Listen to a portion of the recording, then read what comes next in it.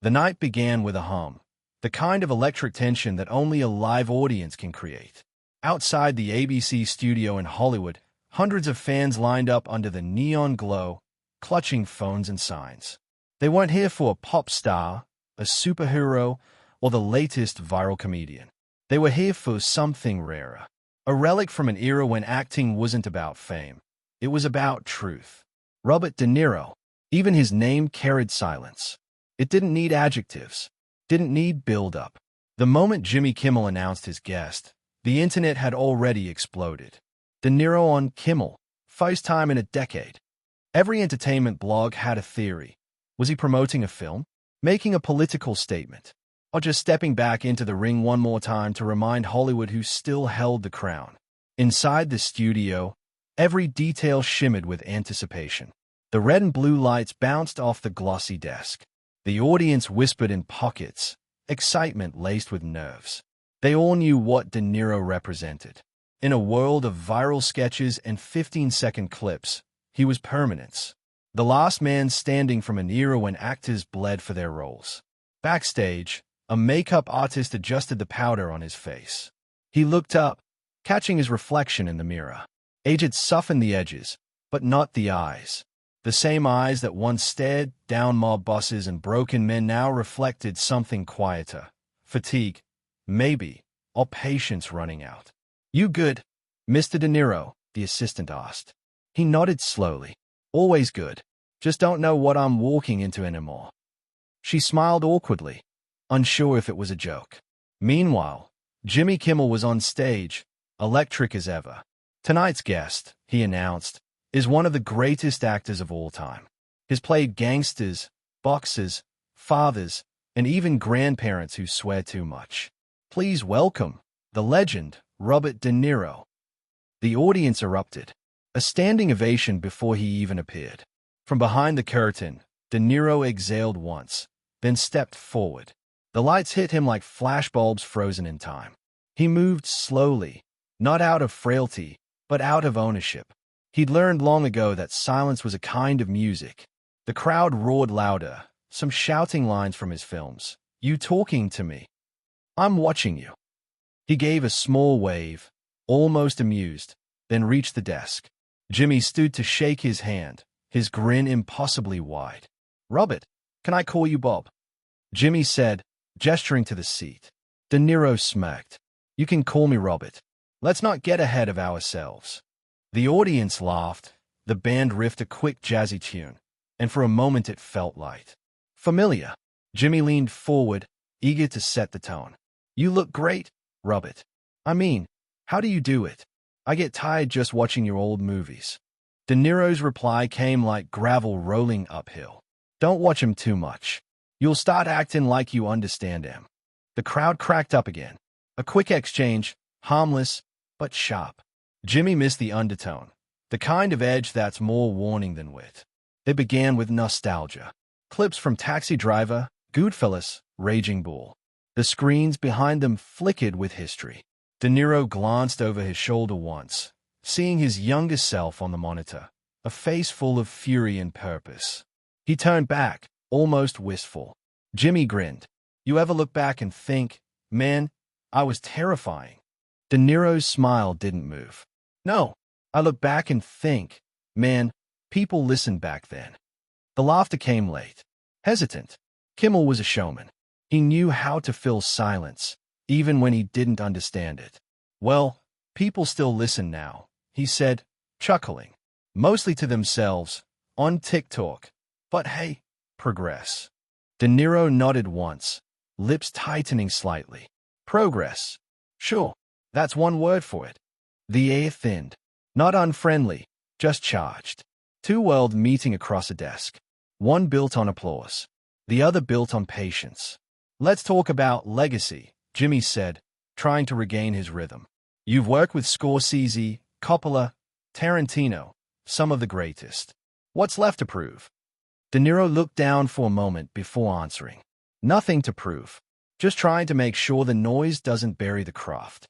That line landed differently. The audience clapped, but quietly. It wasn't punchline applause. It was respect. Jimmy chuckled again, nervously. Noise. Hey, you on the right show for that. De Niro gave him a look, not hostile, not playful either, just still. The kind of stillness that makes every heartbeat in the room louder. The band's drummer tapped a cymbal, too loud. Even he looked embarrassed. The host fidgeted with his cue cards. You know, we were talking earlier about how your kind of acting, method, intense, immersive, it's not really common anymore. These days it's all green screens and AI. Do you ever worry the ART's changing too much? De Niro leaned back, crossing his arms. ART's supposed to change, but not disappear. He paused. These kids think the camera's a friend. It's not. It's a liar. You gotta make it tell the truth. The audience applauded again, stronger this time. Even Jimmy nodded, impressed.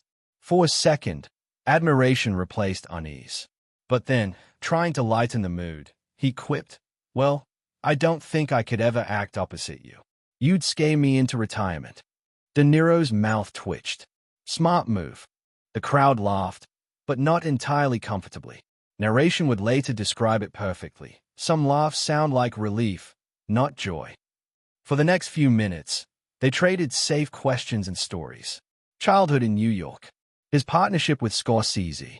Anecdotes about filming The Irishman. Every response was crisp, efficient. No wasted syllables. De Niro had spent his life mastering control. Jimmy mistook that calm for complacency. Behind the cameras, producers whispered, "His cold tonight."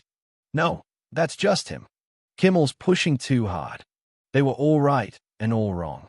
Because under the polite rhythm of showmanship, something was shifting. The conversation wasn't just interview. It was a mirror. Old Hollywood reflecting on what it had become.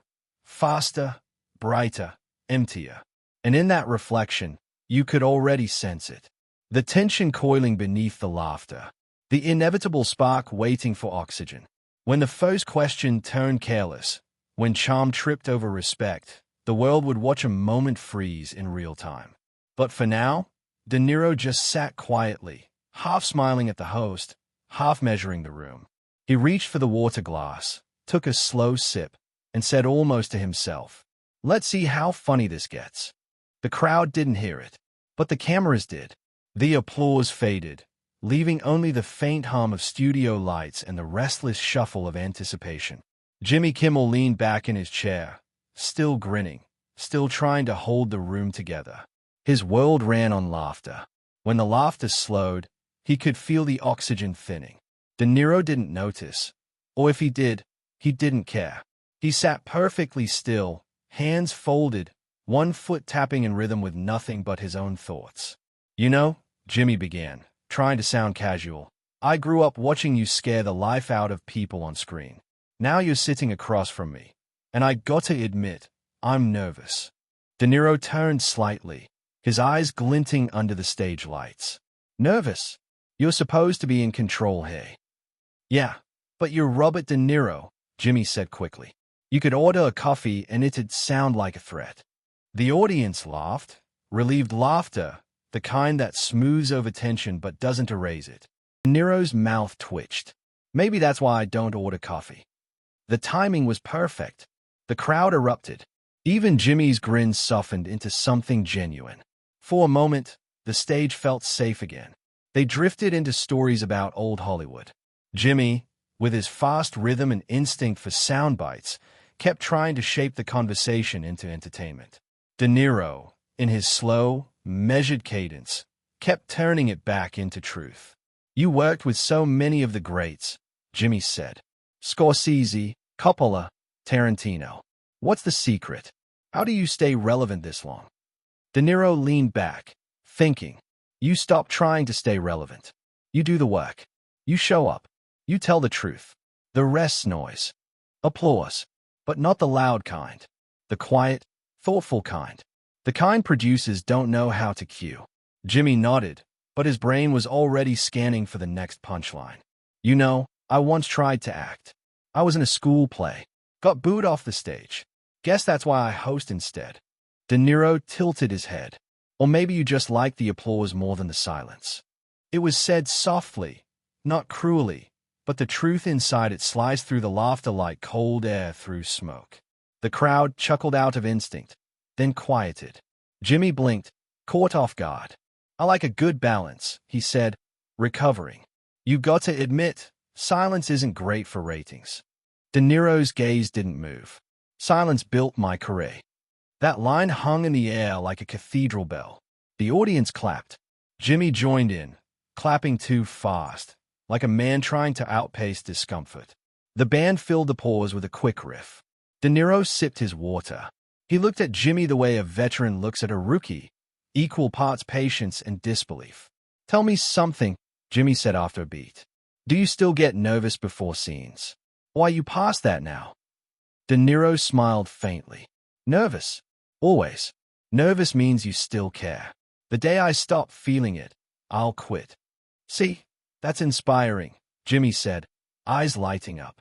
"I get nervous too, especially when I'm interviewing legends who could snap me in half with a stare."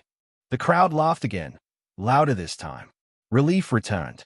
But De Niro didn't let the moment slip away. "Nervous is good. But scared?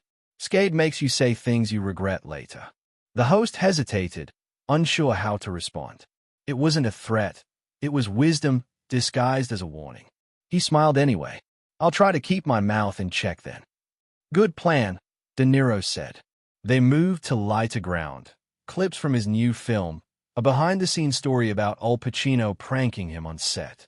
The audience relaxed again, laughter rebounding off the studio walls. But even in humor, De Niro's stillness commanded the space. Every time the camera cut to him, his face gave nothing away and everything at once. The power wasn't in what he said, it was in what he didn't. Jimmy leaned forward, tapping his cue cards. "You've played gangsters, boxers, cops, comedians. Which one feels closest to who you really are?" De Niro paused long enough to make it uncomfortable. "None of them," he said finally. "But they all know me better than most people do." A beat. A long one. Jimmy blinked. "That's heavy." De Niro shrugged. "It's honest." The audience was silent now.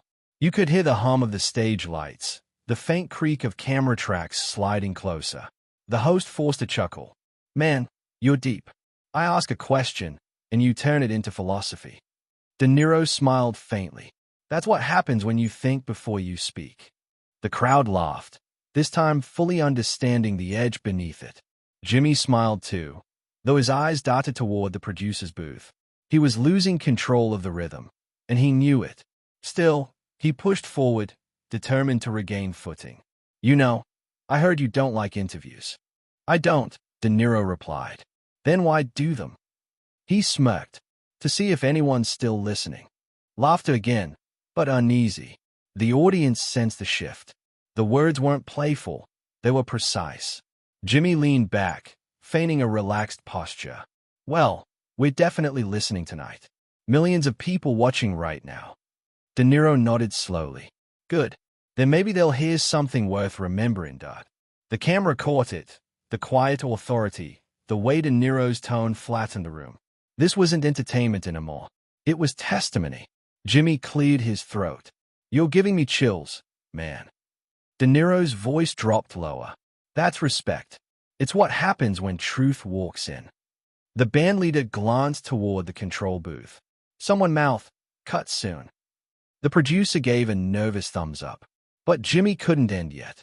He wasn't about to let a guest rewrite his show's rhythm. He leaned forward again, smile returning like armor. "You know, my mom's watching right now. She's a huge fan. She told me, don't mess it up with De Niro." "I'm trying, Mom." The audience laughed again, this time real laughter. Even De Niro smiled, shaking his head. "Smart woman." Jimmy brightened. "So you'd like her then?" "Anybody who tells you to shut up probably means well." The laughter doubled. The energy rose again, briefly washing away the tension. But underneath it, the current still flowed. Narration carried the truth. Respect isn't the absence of humor, it's knowing where to stop. And tonight, Jimmy didn't know where that was. He grinned, pointing at De Niro. "All right, but I gotta say, you might be the only person alive who could insult me and make it sound like wisdom." De Niro smiled back. "That's 'cause I mean it." The studio erupted in laughter. Jimmy joined in, slapping his desk. See? That's the De Niro I love. But in the corner of the screen, if you look closely, the actor's expression didn't match the laughter. His smile never reached his eyes. And just like that, the stage lights flickered, not literally, but in spirit. The momentary warmth cooled again. Two performers, two worlds, sharing the same stage but not the same truth. The applause returned on cue, but it couldn't hide the feeling that something else had begun moving under the surface. Something waiting. Something that wouldn't stop at jokes. Because every spark, before it becomes a flame, begins as friction. And that night, in a studio drenched in artificial light, friction had finally found its match. The laughter had just died when the cue card changed. From the control room, a producer whispered into Jimmy Kimmel's earpiece, "Go for the next card. Ask the new project question." He nodded, glancing down, but his eyes drifted toward the wrong one. The one lower in the stack, bolded in red. The one that wasn't supposed to be asked live. He hesitated for half a second, then smiled. The performer in him won. "You've always been known as intense, Robert. Some people say difficult." A ripple went through the audience. That word, difficult, hung in the air like smoke. Jimmy continued, trying to sound casual. "Directors say you argue, disappear, make everyone nervous. Are you still that guy, or have you mellowed out?"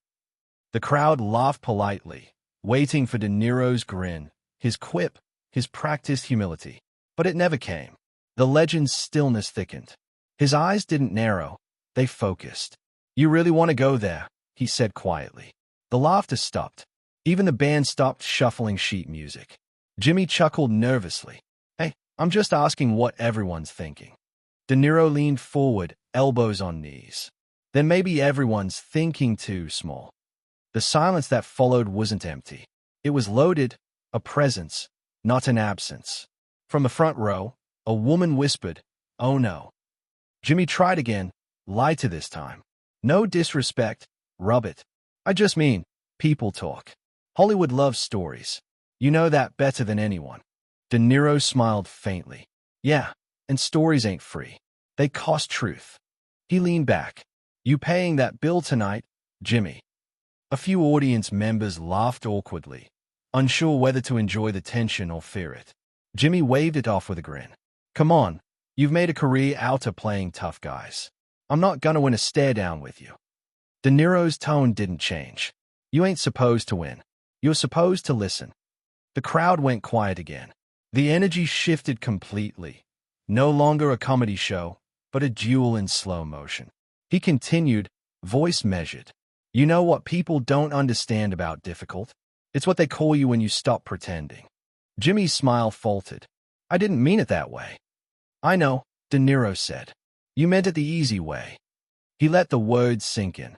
Each syllable landed with the precision of a lifetime in control. Kimmel leaned forward, desperate to reset the tone.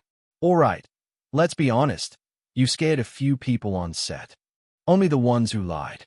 A few nervous chuckles. Then stillness. De Niro's gaze never broke. "When I walk on a set, I give everything.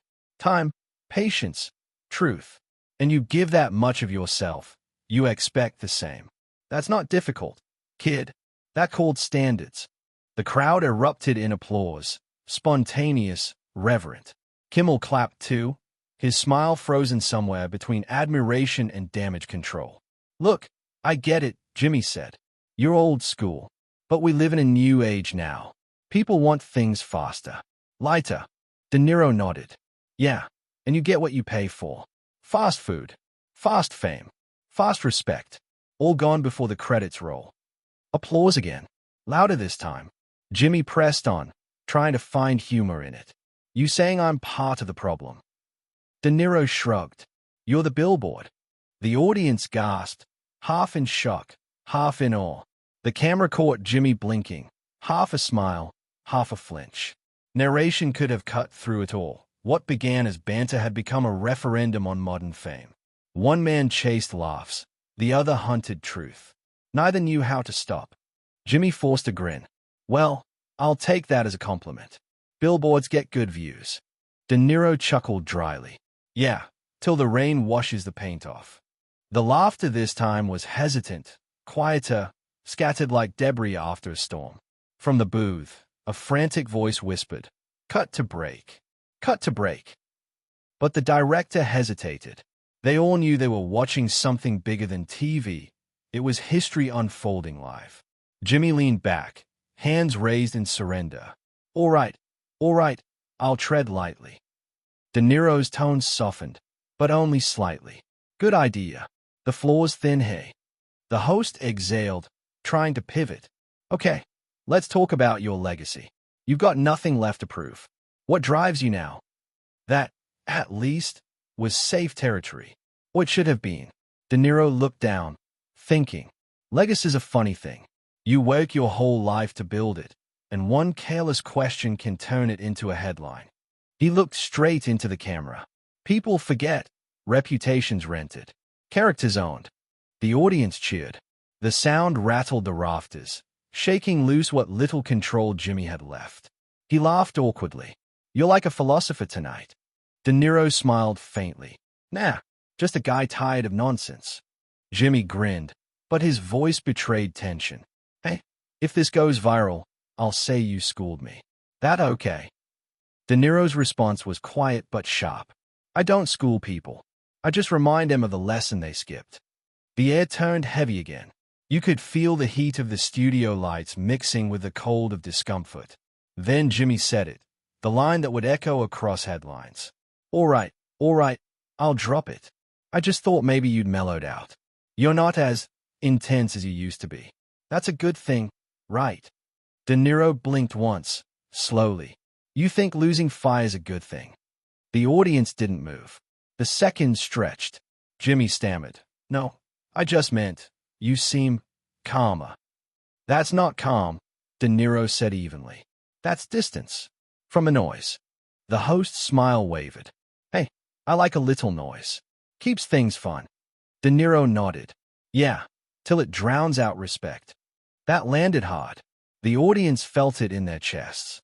De Niro leaned forward one last time, eyes fixed on the host.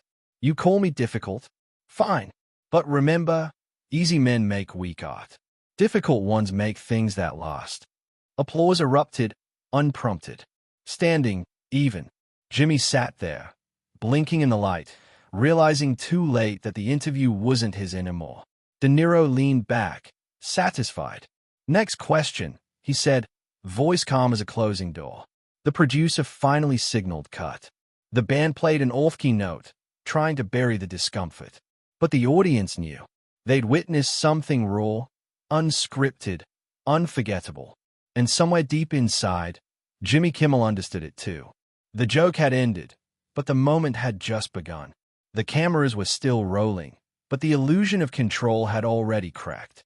The audience could feel it, the imbalance, the electricity, the faint smell of something irreversible. The interview was no longer a conversation. It had become a confrontation wearing the costume of comedy. Jimmy Kimmel shifted in his chair, his cue cards trembling slightly in his hands. He tried to smile, but it looked more like defense than charm. Across from him, Robert De Niro sat motionless, the way a storm sits just before it hits the coast. "Hey, don't get me wrong," Jimmy said finally, forcing a laugh. "We love a little intensity around here. Keeps the blood flowing." De Niro didn't respond. He just stared, not with anger, something quieter, a kind of disappointment that hurt more. The audience chuckled, unsure if it was safe to laugh. The laughter sounded different now. Thin, nervous, guilty. Jimmy tried again.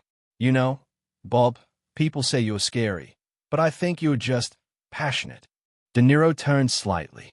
"Passionate's what people call it when they still like you. When they don't, it's difficult." A few claps, a few gasps. Someone near the front whispered, "Oh, wow." Jimmy blinked. "I feel like I'm being psychoanalyzed." De Niro shrugged. "Nah, just watched too many interviews end the same way." The crowd's reaction began to split, half enthralled, half uncomfortable. One side admired the legend standing his ground. The other squirmed, willing Jimmy to win back the room. The host tapped his pen against the desk, a staccato rhythm betraying his nerves. Well, I can see why you make great villains. Even off camera, I'm sweating. The audience laughed, grateful for the joke. But it didn't land with De Niro. He leaned in just slightly. You call it villainy when someone refuses to play along. The silence that followed was surgical. Jimmy's smile faltered. From the control room, a producer's voice crackled through his earpiece. Take a break, Jimmy. Cut to commercial now. He ignored it. Pride overrode instinct. Instead, he leaned forward, trying to wrestle the tone back. Okay, so if you weren't an actor, what would you have been? De Niro didn't blink. A boxer, or a ghost. Both teach people to stay out of the way. A wave of laughter rolled across the room, bigger this time, but tinged with awe. The crowd wasn't laughing at the joke. They were laughing at the power shift. The old lion had the floor now, and everyone knew it. The narration seemed to write itself. In the ring of late-night television, the applause is the crowd's weapon.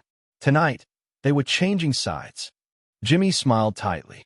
You're killing me here, Robert. I'm supposed to make people laugh, not cry.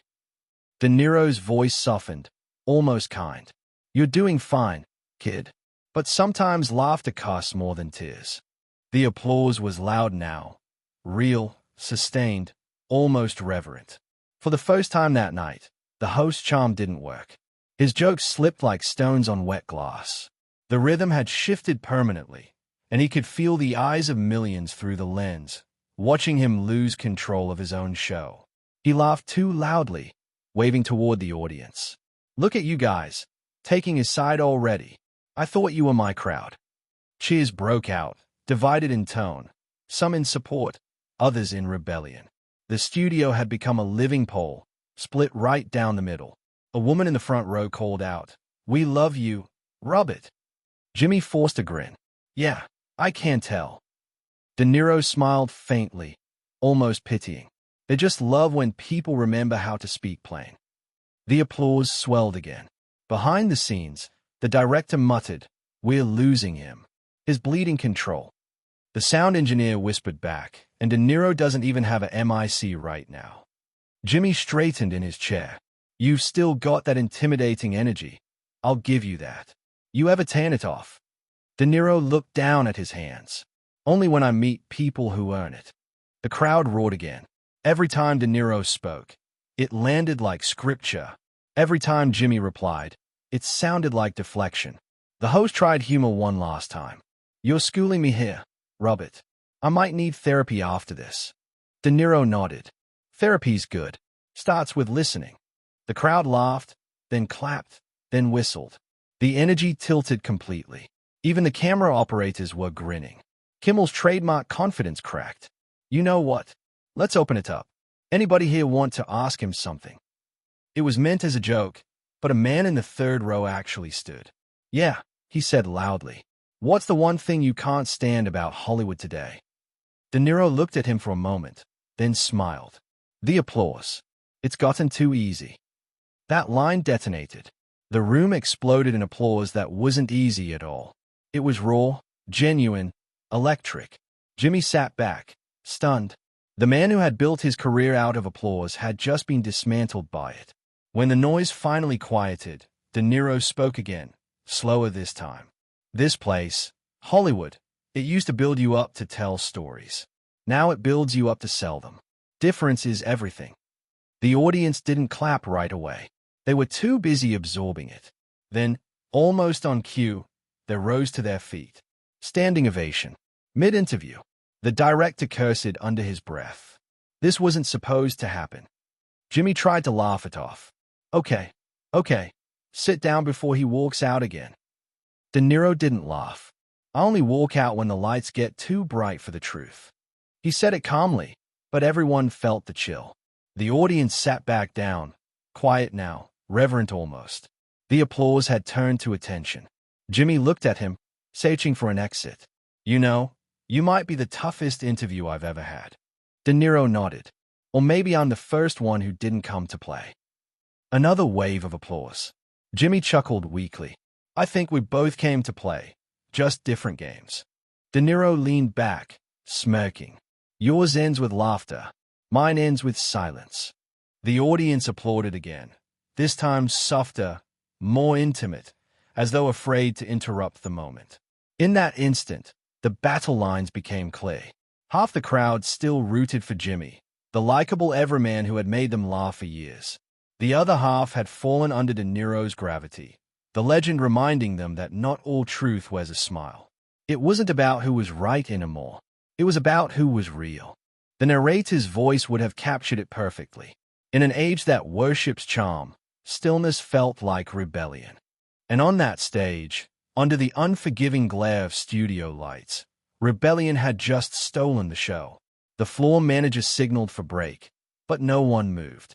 Even the host seemed frozen, eyes locked on De Niro as if searching for a truce he couldn't ask for. The actor finally leaned forward, calm again. "You a good host, Jimmy. You just forgot one thing." "What's that?" De Niro smiled faintly. "A conversation ain't a contest." Then he sat back, folding his hands. The band struck a soft cue, hesitant, like musicians afraid of the man who'd just rewritten their soundtrack. The camera zoomed out, capturing both men in one frame, one smiling, one silent, both icons of different eras, and for the first time that night, the audience didn't know who to clap for. The applause faded like an echo swallowed by walls. In its wake came a silence that buzzed louder than any laugh could. The studio lights were merciless. They illuminated everything.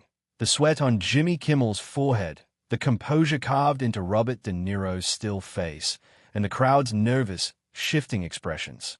Everyone could feel it now. The performance had become personal. Jimmy shuffled his cue cards again, as if they could guide him back to safety. His voice cracked slightly, masked by a forced chuckle. "You know, I usually like to think of this show as a safe place. A place where people can relax, have a good time." De Niro looked at him, unmoving. "Safe places are for children. Adults need truth." The crowd murmured. A few people clapped instinctively. Others fell quiet, eyes darting between the two men. Jimmy nodded slowly, his grin faltering.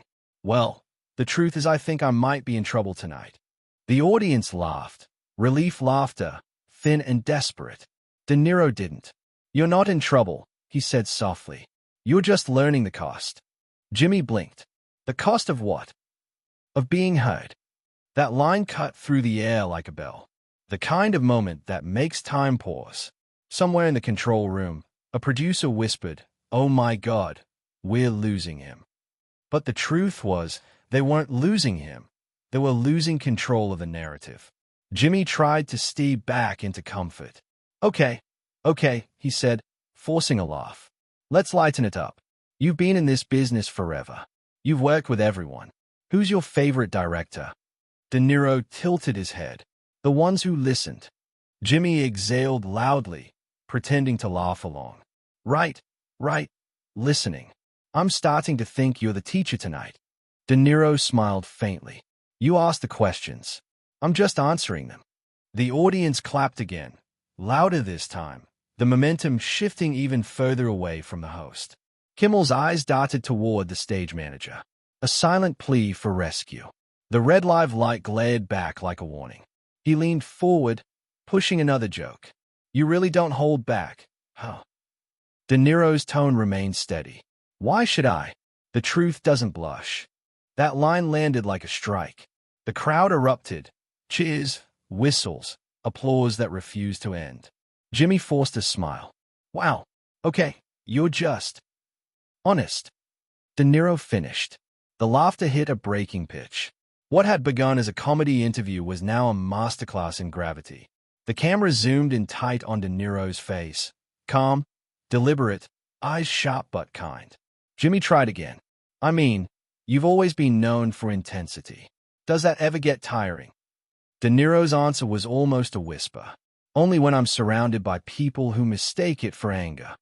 The audience gasped, small, collective, stunned. He continued. "You can't fake respect, Jimmy. You can pretend to like somebody. You can even pretend to admire him. But respect, that's earned in silence." The crowd clapped again, some standing now. The applause built like a storm swelling against the walls. Jimmy chuckled nervously, glancing toward the camera. Ladies and gentlemen, Robert De Niro, our motivational speaker for the evening. The audience laughed, but not all of them. Half of them had stopped looking at Jimmy entirely. Their eyes stayed on De Niro, transfixed. The camera angle widened, the host on the right, shifting uneasily, and the legend on the left, solid as marble. Narration drifted through the air like a thought. Respect doesn't demand volume. It demands space. And tonight, only one man owned the room. Jimmy took a sip of water, his voice strained. You know, my job's supposed to make people laugh. You're killing me, hey. De Niro smirked. You'll live. Most people do when they stop pretending. Laughter again, mixed with awe. Someone in the back shouted, Tell him, rub it. The audience roared. For the first time all night, Jimmy's face showed something real, frustration. All right, let's slow down, he said, holding up his hands. You're making me look bad. De Niro nodded once. You don't need my help for that. The crowd exploded. Applause so thunderous it drowned out the band. Even the stage crew couldn't help smiling. Jimmy's laughter turned thin. Okay, that's it. You're killing me. De Niro didn't smile. No, I'm reminding you what this chair used to mean. The host frowned. What chair? De Niro gestured around the stage. The chair across from truth. The one that used to make people careful. Now they just want clicks. The silence that followed was cavernous. The band stopped entirely. Even the cameras seemed to zoom in on their own, drawn by gravity. Jimmy's hand trembled on his mug. He leaned forward, voice dropping. You think I don't respect you? De Niro studied him, then shook his head slowly. I think you forgot what respect looks like. And that was it. The moment everything broke. The audience gasped. A producer's headset hit the floor backstage. Jimmy opened his mouth to respond, but nothing came out. The smile he wore finally cracked, revealing the man underneath. Human, uncomfortable, exposed. De Niro didn't gloat. He didn't smirk or shout. He just sat back, unhooked his microphone, and laid it gently on the table. The soft click echoed like a gunshot. Rub it, Jimmy said quickly. Wait, don't. I'm done, De Niro said quietly. The crowd rose instantly. Applause. Whistles. Cheers that rolled like thunder. Half the audience stood for him. The other half sat frozen in disbelief. De Niro stood, slow and deliberate, straightening his jacket. You're a funny guy, Jimmy, he said evenly. But funny without respect gets old fast. Jimmy stood too, half reaching out. Come on, don't do this. We'll live. De Niro smiled faintly. Then maybe they'll finally see something real. He turned, walking off stage. No music, no cue, just footsteps and silence. The audience didn't know whether to clap or hold their breath. Some cheered louder. Others looked around, unsure if it was part of the show. Jimmy stood frozen. Okay, he said awkwardly. Robert De Niro, everybody. Applause again, uneasy, disjointed. The director cut to commercial. But even backstage, the chaos continued. Assistants ran. Producers shouted. PR teams fumbled their phones. On stage, Jimmy finally sat back down, exhaling hard. The red live light dimmed. For a moment, he looked older, tired, almost humble. Narration wrapped the moment like the closing line of a tragedy. Respect doesn't vanish in a shout. It fades in the pause between words. And tonight, the pause spoke louder than the host. Somewhere in the control room, a young intern whispered, "That's the most real thing I've ever seen on this show." And outside, as De Niro stepped into the dark Hollywood night, the studio doors closed behind him like the end of an era. The moment Robert De Niro walked off the stage, the atmosphere inside the Jimmy Kimmel Live studio collapsed into something that felt almost sacred, broken but unforgettable.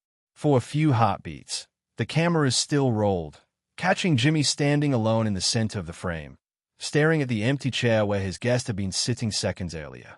The studio lights burned too bright, revealing everything the laughter used to hide. The fear, the pride, the silence. "All right," Jimmy finally said, forcing out a smile that didn't stick. "We'll be right back after this."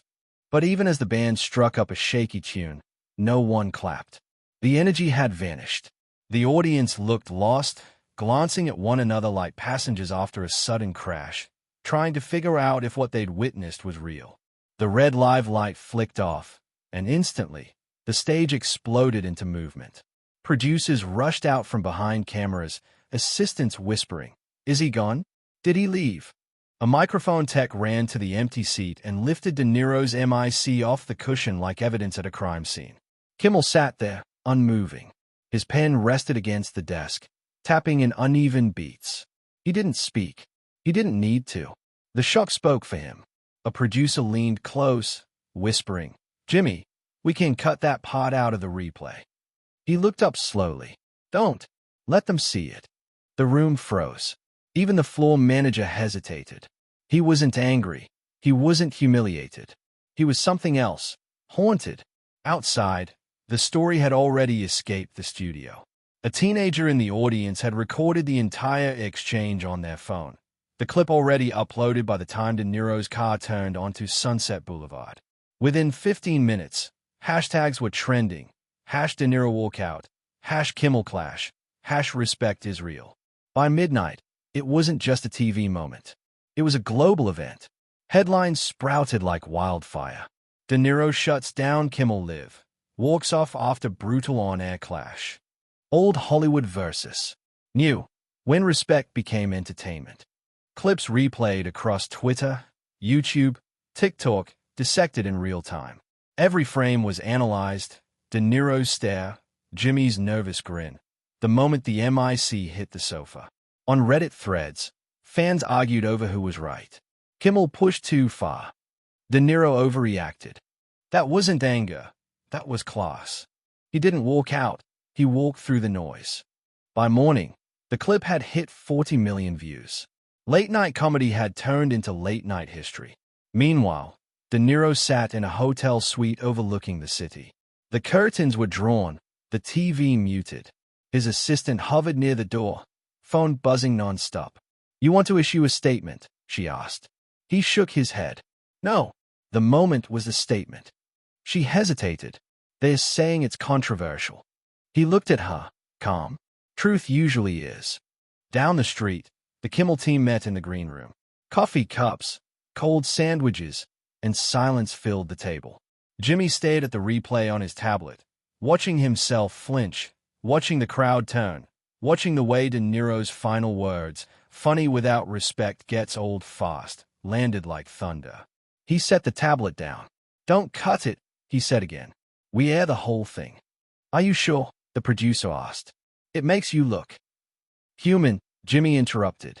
"It makes me look human." The producer nodded quietly. He understood.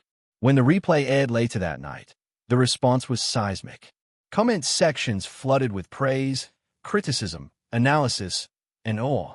Some viewers called De Niro arrogant, others called him righteous. But everyone agreed it was real, unscripted. In an era built on artifice, authenticity had just gone viral. By dawn, De Niro's publicist's phone was ringing nonstop. Invitations poured in, talk shows, morning news, streaming specials, interviews titled De Niro Unfiltered. He turned them all down. The legend had said enough. The silence was a message now.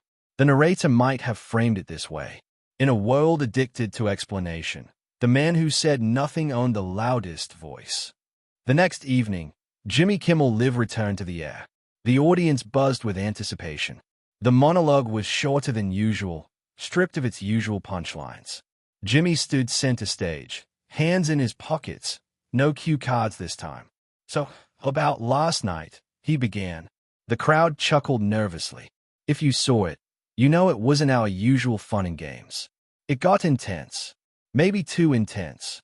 He paused, the silence deep as the night before. "I've had a lot of guests on this show. Comedians, presidents, actors, athletes. But what happened last night reminded me. These chairs aren't toys. They hold weight. And sometimes, when someone spent 50 years earning that weight, you just shut up and listen." The audience applauded, gentle but heartfelt. No fanfare, No band cue. Just quiet respect. He nodded once. Robert, if you're watching, no hard feelings. You gave me a lesson. A hard one, but a good one. The crowd clapped again. He smiled faintly. And next time, I'll bring thicker skin. It was the kind of humility you couldn't fake. And for the first time in years, Jimmy Kimmel Live didn't feel like late-night television. It felt like true therapy. Across Los Angeles, De Niro watched that broadcast in silence. The light from the TV flickered across his face, carving lines deeper into the legend. When Jimmy's closing words echoed, "These chairs hold weight," De Niro's expression softened. He turned to his assistant. "He learned," he said simply. The assistant smiled. "So it's over." De Niro shook his head. "It's never over, but maybe it's quieter now." He rose, closing the TV. Outside the hotel window, the city shimmered in the glow of its own noise, billboards, traffic, headlines screaming into the night. And yet, for once, the noise didn't matter, because beneath it, one small, stubborn moment of truth had survived. The final narration wrote itself. In the aftermath of noise, silence reclaims its crown. The audience had seen the difference between laughter and respect. One man lost control. Another reminded the world what control really looks like. No scripts, no retakes, just one truth drawn in real time. The clip would go on to be studied, replayed, debated for years. But for those who were there, those who watched it live, it wasn't just television.